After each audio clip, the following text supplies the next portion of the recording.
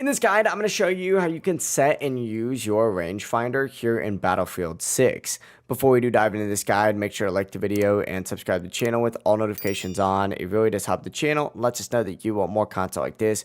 We'd greatly appreciate it. And if at any point throughout this guide you do have any questions, just ask them down in the comment section below.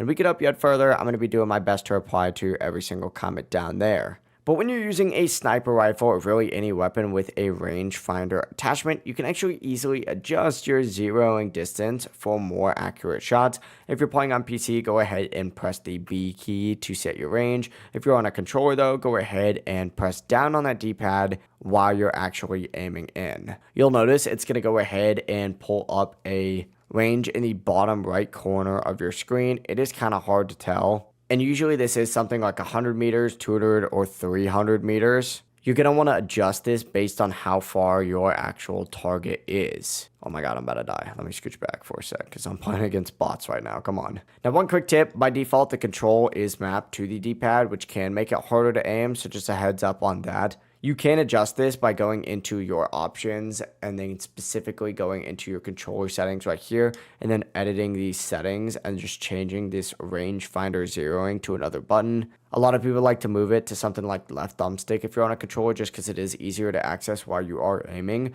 Once it's set up though, just hold your breath, adjust your zeroing, and you'll be able to nail those long distance shots. Just like so. But yeah, it really is as simple as that. If you guys do have any questions, don't hesitate to ask us down in the comment section below, and we can help you out further. I'm going to be doing my best to reply to every single comment down there. And if at any point throughout this guide you did have any questions, just ask them down in the comment section below, and we can help you out further. I'm going to be doing my best to reply to every single comment down there. Have a great rest of your day, though. Peace.